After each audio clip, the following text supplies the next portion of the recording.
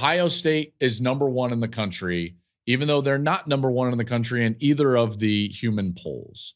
Now, a lot of people will say, like, well, this doesn't make any sense, and we don't think that they're actually the best team in the country. Fair enough.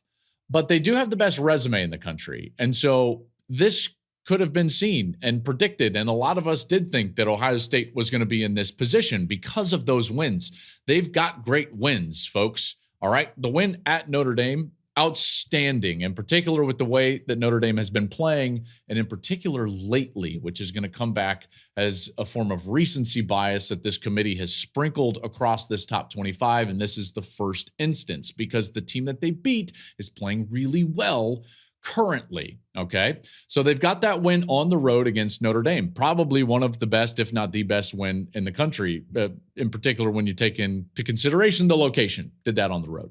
They've also beat Penn State. So here they are with two of the best wins in the country. Penn State was 11 in these rankings. Notre Dame was 15. And so you could see this coming. And I don't have a problem with it. Ohio State is a damn good football team. We talked about this on Monday. They're built a little bit differently than they have been over the last 3 years. And because of that, maybe this is a form or a strategy or a blueprint for Ohio State that will pay better dividends for them at the tail end of this year than it has over the last 3 years. Even though they've been great and they've been at the top end, they haven't gotten over the hump.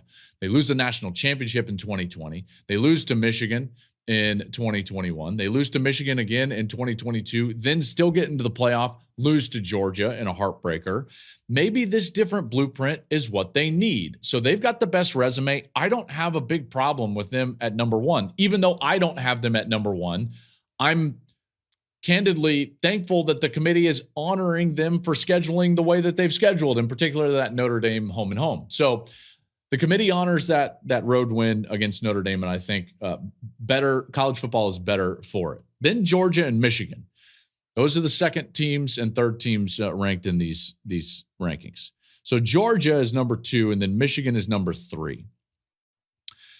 And at first blush, you're like, okay, there's nothing wrong with that. And candidly, I don't think that there's anything wrong with that. And any of these 3 teams, by the way, probably could have been number 1 in the country. They chose Ohio State based on resume.